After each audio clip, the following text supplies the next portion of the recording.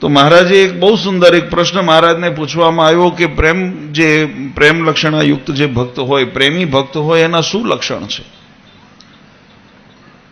વચનામૃતમાં મહારાજે એનો ઉત્તર એમ કીધો કે જે પ્રેમી ભક્ત હોય એના લક્ષણ એવા હોય કે જેમ કોઈ વ્યક્તિ સાથે પ્રેમ કરતા હોય, એની સાથે એને અનુરાગ હોય, તો એને અહર્નિશ રાત્રિ દિવસ ક્ષણે ક્ષણે એ વાતનો ખ્યાલ રહે કે મારું કોઈ કામ એવું ન થાય કે જેથી મારા કામથી જેને હું ચાહું છું, જેને હું માનું છું, જેની સાથે અનુરાગ છે, એના હૃદયને દુખે. આવો જે ખટકો રાખતો હોય, એ ખટકો રાખવાનો જેનો સ્વભાવ હોય, એ પ્રેમી ભક્તનું લક્ષણ છે.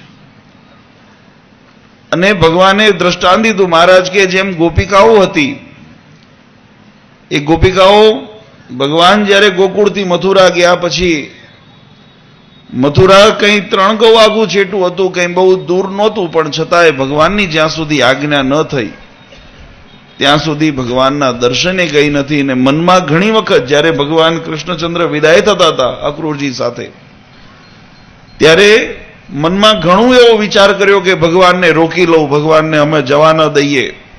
પણ જ્યારે ભગવાનની નજરોમાં જવાની ઈચ્છા જોઈ, ત્યારે પછી ભગવાનની આગળ પોતે કોઈ શબ્દ બોલ્યા નથી ને ભગવાનને એમનું કાર્ય કરવામાં એમાં સહભાગી બની ગયા.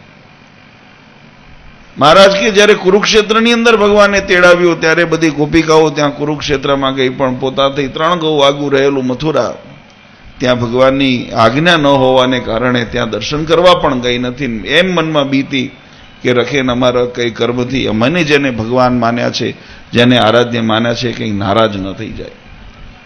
આ પ્રેમનું લક્ષણ છે.